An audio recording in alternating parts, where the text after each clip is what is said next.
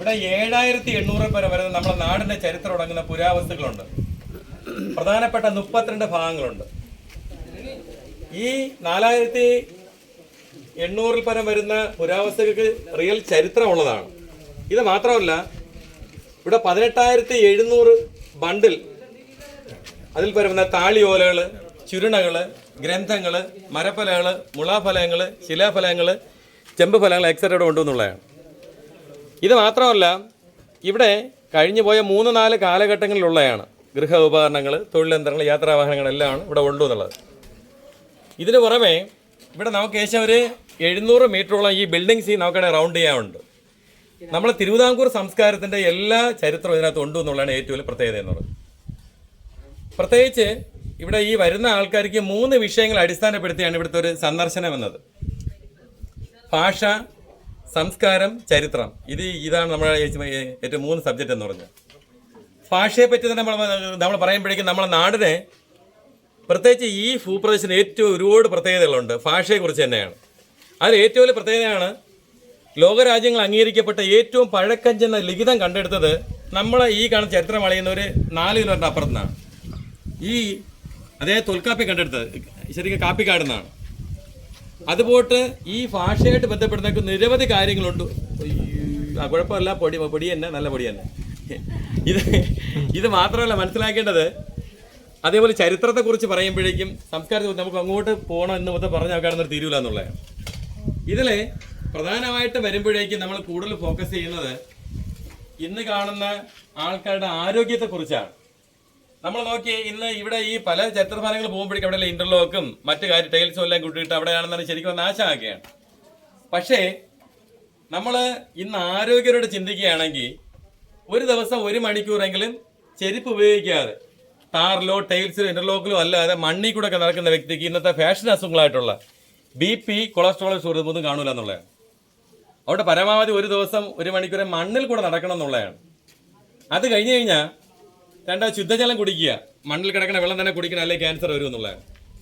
കാരണം നമ്മളിന്ന് ഈ മിനറൽ ഇല്ലാത്ത വാട്ടർ കുടിച്ചാണ് ഇപ്പോൾ അവസാനം എന്ന് പറഞ്ഞു കഴിഞ്ഞാൽ നമുക്ക് എല്ലാ അസുഖങ്ങളും വരാൻ കാരണം. എല്ലിൻ്റെ ഉറപ്പുണ്ടാവണമെങ്കിൽ, അതിനകത്ത് മജ്ജ ഉണ്ടാവണമെങ്കിൽ മണ്ണിൽ കിടക്കുന്ന സപ്തധാതുക്കളുള്ള പച്ചവെള്ളം നമ്മൾ പരി കുടിക്കണം എന്നുള്ളത്. മൂന്നായിട്ട് ശ്വസിക്കാൻ പഠിക്കുക എന്നുള്ളത്. നമ്മളത് ശ്വസിക്കുന്ന തെറ്റാണ്.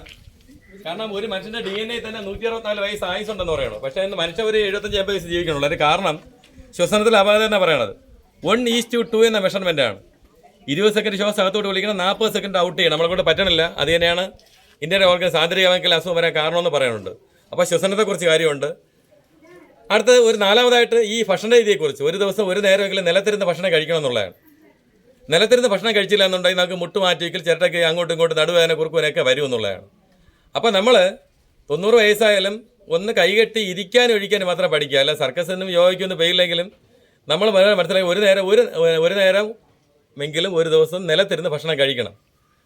അതിൽ നമ്മളിന്ന് പലർക്കും അസുഖം വരേണ്ട ഏറ്റവും പ്രധാനപ്പെട്ട കാര്യങ്ങൾ അതാണ്. രണ്ടാമെന്ന് പറഞ്ഞു കഴിഞ്ഞാൽ ഇങ്ങനെയുള്ള ഒരു ദിനചര്യയിൽ ഉൾക്കൊള്ളിക്കേണ്ട കുറേ കാര്യങ്ങളുണ്ട് എന്നുള്ളതാണ്. അപ്പോൾ ഇതൊക്കെയാണ് നമുക്കിതിൽ വരണമെന്ന് പറഞ്ഞു കഴിഞ്ഞാൽ. അപ്പോൾ ഇതിൻ്റെ ഈ 32 പ്രധാനപ്പെട്ട ഭാഗങ്ങളിവിടെ ഉണ്ട്. ഈ 32 ഭാഗങ്ങളാണ് 7800 വരെ പുരാവസ്തുക്കളുള്ളത്. അപ്പോൾ നമുക്ക് കണ്ട് നീങ്ങി പോകാൻ വേണ്ടി പറ്റും. പറഞ്ഞ ഇതിൽ ഒരുപാട് ചരിത്രമുണ്ട്. പിന്നെ ഇതിനെക്കുറിച്ച് പറയുകയാണെങ്കിൽ സാർ നേരത്തെ ആണെന്നാണ് സൂചിപ്പിച്ചിരുന്നു, ഇതൊരു വാണിജ്യാടിസ്ഥാനത്തിൽ പ്രവർത്തിക്കുന്ന സ്ഥാപനമല്ല. ഫോറിനേഴ്സിനെ കയറ്റൂല, പബ്ലിക്കിനെ കയറ്റൂല. കാരണം ഇവിടെ സ്കൂൾ വിദ്യാർത്ഥികൾക്ക് മാത്രമേ ഇവിടുത്തെ എൻട്രി ഉള്ളൂ. കാരണം നമ്മളെ കഴിഞ്ഞു പോയ കാലഘട്ടം എങ്ങനെയാണ് അവർക്ക് നേരിട്ട് കണ്ട് മനസ്സിലാക്കണം എന്നുള്ളതാണ്. ഇതിനൊരു ചരിത്രമുണ്ട്. 56 കാലഘട്ടത്ത് ഈ കാണുന്ന ചരിത്രമാണ് തമിഴ്നാട് സർക്കാരിലോട്ട് പോയതാണ്. ഇതിൻ്റെ ചരിത്ര പ്രാധാന്യം ഉള്ളതുകൊണ്ടാണ് ഏകദേശം 11 വർഷക്കാലം കൊണ്ട് ഇതിൻ്റെ അണ്ടർഗ്രൗണ്ട് ഇവിടെയൊക്കെ എല്ലാ ഭാഗത്തും പ്രവേശനം അനുവദിച്ചില്ല. ഒരു ഭാഗത്ത് നമുക്ക് പിള്ളേരെ കയറ്റി കാണിക്കാൻ ബുദ്ധിമുട്ടുണ്ടോ അങ്ങോട്ട് ആരും ശരിക്കും പറയാൻ കയറ്റണില്ല. ഇതിനെ അതേപടി പഴയകാല നിർമ്മാണ ശൈലിയുള്ളതുകൊണ്ട് 11 വർഷക്കാലം കൊണ്ട് ഇതിനെ അതേപടി ഇങ്ങോട്ട് മാറ്റി സ്ഥാപിക്കപ്പെട്ടതാണ്. അപ്പോൾ ഇതിങ്ങനെയല്ല. ഇതിൻ്റെ പൂർത്തീകരണം എന്ന് പറയുമ്പോഴേക്കും ഇതിൻ്റെ പിൻഭാഗത്തോട്ട് അങ്ങോട്ട് ഫീച്ചറിൽ വരുമ്പോഴേക്കും ഒരു വേണാട് കൊട്ടാരമുണ്ട്. അതിൻ്റെ സ്ക്വയർ ഫീറ്റ് പറയുകയാണെങ്കിൽ 38,000 സ്ക്വയർ ഫീറ്റുള്ള മരമാണ്. അത് നമ്മൾ വണ്ടി നിർത്തിയിട്ട് അടുത്ത് കൊണ്ട് വച്ചിരിക്കുകയാണ് അതിന്. കാരണം എന്ന് പറഞ്ഞാൽ ഇന്നെല്ലാം മൺമറഞ്ഞു പോയ ഒരു സംസ്കാരം ഇങ്ങനെ ഉണ്ടായിരുന്നു എന്ന് പേപ്പറുകളിൽ കൂടെ അല്ലാതെ ഒന്ന് വിഷ്വലായിട്ട് കാണണം എന്നുള്ള ഒരു ആഗ്രഹം മാത്രമേ ഉള്ളൂ എന്നുള്ളതാണ്. അപ്പോൾ അതിലേക്ക് വേണ്ടിയിട്ടാണ് ഇങ്ങനെ ഒരു കാര്യം ഇപ്പോൾ സാറ് പറഞ്ഞ പോലെ. കാരണം ഞാൻ ഒരുപാട് ചരിത്രാന്വേഷണമായിട്ട് ബന്ധപ്പെട്ട് പോകുമ്പോഴേക്കും ഞാൻ അന്വേഷിച്ച ചരിത്രം അവരുടെ കിട്ടാത്തത് കൊണ്ടാണ് ഈ വരുംകാല തലമുറയ്ക്ക് കിട്ടട്ടെ എന്നുള്ള രീതിയിൽ ഇങ്ങോട്ട് സ്ഥാപിക്കപ്പെട്ടു എന്നുള്ളതാണ്.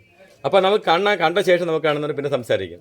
കാരണം സംസാരിച്ച് തുടങ്ങി അങ്ങോട്ട് ഒരുപാട് സബ്ജക്റ്റിലോട്ട് പോവും. അങ്ങോട്ട് പോകണില്ല, ഒറ്റവാക്കിൽ അങ്ങ് നിർത്തുകയാണ് ചുരുക്കത്തിൽ പറഞ്ഞു. പേര് അഭിലാഷ് എന്നാണ്.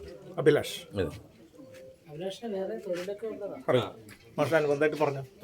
അതായത് നമുക്ക് ഈ തിരുവിതാംകൂറിൻ്റെ പലയിടങ്ങളിലും പോയി നമ്മൾ ചരിത്ര സ്ഥലങ്ങൾ സന്ദർശിക്കുമ്പോൾ പലതും നമ്മൾ കാണുന്നുണ്ട്. പത്മനാഭപുരം പാലസൊക്കെ വലിയ സാധ്യതയിൽ നമ്മൾ കാണുന്നുണ്ട്. പക്ഷേ അഭിലാഷ് എന്ന ഈ ഒരു ചെറുപ്പക്കാരൻ, അദ്ദേഹത്തിന് ജീവിതത്തിൽ അദ്ദേഹം തൊഴിലിലൂടെയും മറ്റുമൊക്കെ സമ്പാദിച്ച ഇതെല്ലാം അദ്ദേഹത്തിൻ്റെ പാഷൻ്റെ ഭാഗമായി തന്നെ പുതുതലമുറയ്ക്ക് കാണിച്ചു കൊടുക്കാൻ ഇങ്ങനെ ഒരു വലിയ ചരിത്ര മാളിക ഇവിടെ സ്ഥാപിക്കുകയാണ് ചെയ്തത്. അതിൽ നമുക്ക് അറിയാൻ പാകത്തിനുള്ള ഒരുപക്ഷെ പഴയ കാലത്ത് ആളുകൾ നിത്യവും ഉപയോഗിച്ചിരുന്ന ഒത്തിരി കാര്യങ്ങൾ, ഒത്തിരി സാമഗ്രികൾ ഇവിടെ, അപൂർവ സാമഗ്രികൾ ഇവിടെ നമുക്ക് കാണാൻ കഴിയും. പിന്നെ ഇതിനടിയിലായിട്ട് കളരിത്തറയുണ്ട്. അപ്പോൾ ഇതെല്ലാം നിർമ്മാണത്തിൽ വളരെ ശ്രദ്ധയോടുകൂടെ ചില കാര്യങ്ങൾ ചെയ്തതുകൊണ്ടാണ് നമ്മളിരിക്കുന്ന ഇടത്തിൻ്റെ താഴെയും നമുക്ക് അതിൻ്റെ ഗുഹയിലൂടെ തന്നെ ഇറങ്ങി വന്ന് കണ്ടുപോകാൻ പാകത്തിന് വളരെ വിസ്തീർണമുള്ള തറയും ഒക്കെയുണ്ട്. അപ്പോൾ ഇത് പുതിയ കാലത്തെ ഈ ജെൻസി എന്നൊക്കെ നമ്മൾ പറയുന്ന പുതിയ കാലത്തെ അഭിലാഷ് എന്ന ഈ ഒരു ചെറുപ്പക്കാരൻ സമൂഹത്തിന് കൊടുക്കുന്നത് നമ്മൾ ജീവിച്ചിരുന്ന കാലഘട്ടത്തെയും ആ ജീവിത രീതികളെയും ഒക്കെ അറിഞ്ഞുകൊണ്ട് മുന്നോട്ട് പോകണമെന്ന ഒരു വലിയ ഓർമ്മപ്പെടുത്തലാണ്. ഒരുപക്ഷെ പലരും ഇദ്ദേഹത്തെ നിരുത്സാഹപ്പെടുത്തിയിരുന്നു. പക്ഷെ അവിടെയെല്ലാം ഇതൊക്കെ ഒരു നഷ്ടത്തിൻ്റെതാണ് എന്ന കണക്കുകൂട്ടലുകളിലേക്കൊക്കെ പലരും അദ്ദേഹത്തെ കൊണ്ടെത്തിക്കുമ്പോഴും ഇത് നഷ്ടമല്ല, ഇതൊരു വീണ്ടെടുക്കലാണ് എന്ന ഒരു ദൃഢനിശ്ചയത്തോടു കൂടിയുള്ള ഒരു പ്രവർത്തനമാണ് അദ്ദേഹം ഈ നെയ്യാറ്റിൻകരയിൽ ഇങ്ങനെ ചെയ്തിരിക്കുന്നത്. പഴയ തിരുവിതാംകൂർ, നെയ്യാറ്റിൻകര താലൂക്ക് തിരുവിതാംകൂറിൻ്റേതുള്ളതുപോലെ അപ്പുറത്ത് കൽക്കുളം, വിളവങ്കോട്, തോവാള, അഗസ്തീശ്വരം ഈ താലൂക്കുകളിലാണ് മറ്റു ചരിത്ര പാഠങ്ങൾ കിടക്കുന്നത്. അവിടെ നിന്ന് തന്നെ കോടികൾ വില വരുന്ന ഈ വലിയ ഇത്തരത്തിലുള്ള നിർമ്മിതികളെ അതേ വിലയ്ക്ക് വാങ്ങി ഇവിടെ കൊണ്ടുവന്ന് അതിനെ പുനഃസ്ഥാപിക്കുമ്പോൾ അവിടെയൊന്നും ഒരു കണക്കും പിഴച്ചു പോകാതിരിക്കാനൊക്കെ അദ്ദേഹം ശ്രദ്ധിച്ചിട്ടുണ്ട്. കണക്കുകൂട്ടലുകളൊക്കെ ഒന്ന് കൂട്ടി വരുമ്പോൾ അദ്ദേഹത്തിന് ഇത് നഷ്ടത്തിൻ്റേതാണെന്ന് നമ്മളെപ്പോലുള്ളവർ പറഞ്ഞാൽ ഇത് നഷ്ടമല്ല, ഇത് ലാഭത്തിൻ്റേതാണ്. കാരണം ഇത് സാമ്പത്തിക നേട്ടത്തിനല്ല. അങ്ങനെയാണെങ്കിൽ പലതരത്തിലും അദ്ദേഹത്തിന് കൊണ്ടുപോകാൻ പറ്റും. ഇത് വിദ്യാർത്ഥികൾക്കും ചരിത്രം അന്വേഷിച്ച് വരുന്നവർക്കും പഠിക്കാനുള്ള ഒരു ഇടമൊരുക്കലാണെന്നാണ് അദ്ദേഹം അതിനെക്കുറിച്ച് പറയുന്നത്.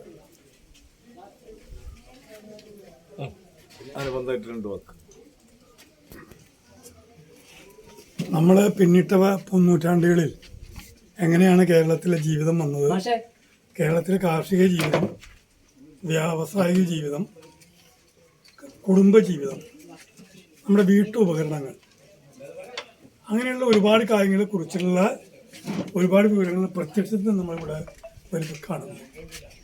ഇത്രകാലം നിന്നിട്ടും ഇവിടെ മരങ്ങൾ, ഈ മരം കേടുകൂടാതെ ഇപ്പോഴും നിൽക്കുന്നു. നമ്മുടെ വീട്ടിലൊക്കെ ആണെങ്കിൽ എത്ര പെട്ടെന്ന് ചതിര് പിടിച്ച് പോകേണ്ടതാണ്. ഇതെല്ലാം കാര്യക്ഷമതയോടുകൂടി സൂക്ഷിക്കുന്നു.